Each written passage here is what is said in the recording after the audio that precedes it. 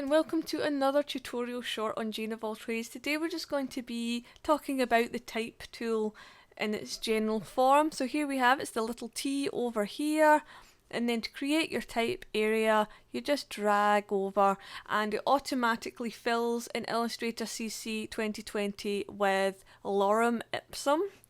It's already highlighted, so we're going to change that to Jane of all trades. And you've got a choice up here. You can make it a larger point size. Excuse me for not highlighting it first. You can change it and you can make it nice and big. If you've got text options here, you can make it bold. You can also center, or you can write a line. We'll choose center for just now. You've also got options here for sizing.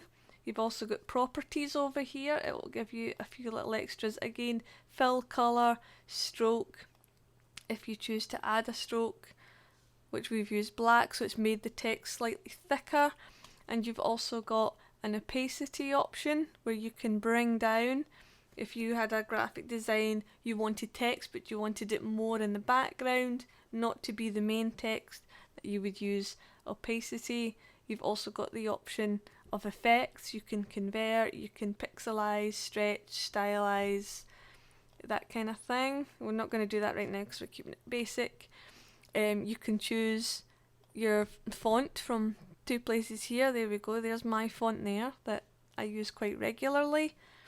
You've got wee more options if you've actually written a block of text. This is paragraph text, and that's how you do that. So you just definitely play about with properties if you're creating something, and then once you've got it you'll know how to do it and you can go back and rinse and repeat.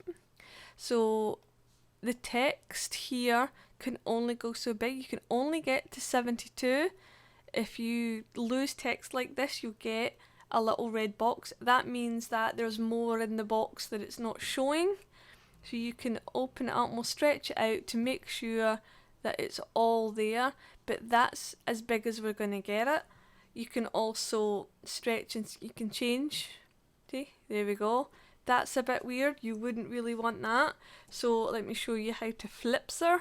So you just go, you select your main tool first, type, and then convert to point type. And point type is actually still quite good because it's still editable.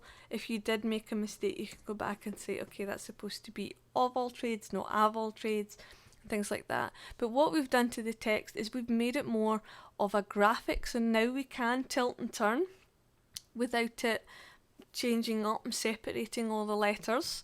So that's a bonus. We can also stretch, so we can go up, or we can stretch and we can go over, and then we can start creating a graphic with that where it's repetitive. So we'll just do that quickly and I'll show you how that would work. So if you press Alt and then scroll back, you can also get a wee bit more in there. So we'll just fill in this space just quickly, and a wee white bit at the bottom. And now we've created that. We can also highlight all the text. You can go to object, you can group your text, so now it will all move as one, so you can just tweak and move it all around.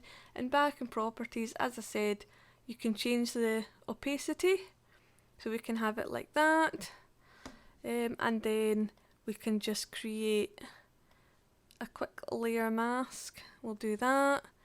Back to the main tool, which is V, if you want to select it quickly.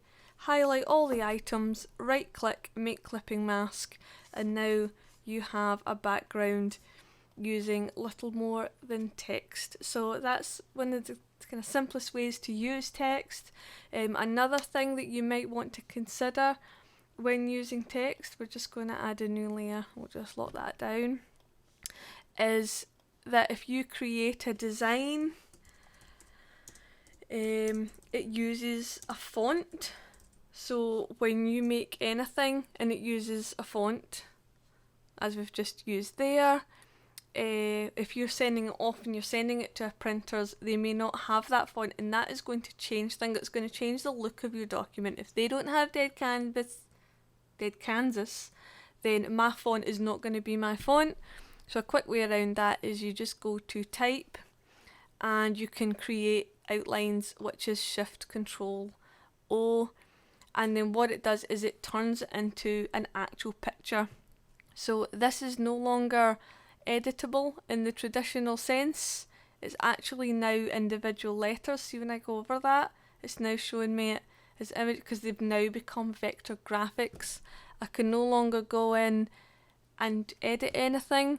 So keep in mind that if you're going to outline, have your document saved, have it backed up, then create a new one and call it outline, and then outline everything, because you don't want to outline everything, send it over to proofing, and then the proofer comes back and says this is spelt correctly, or the boss wants it changed and you can't edit it. So personally I would just use outlines at the very, very last kick and always have plenty of copies. So that's a great way of using text and using text to create design. So thank you very much. Feel free to like, feel free to subscribe, and I hope to see you again. Goodbye!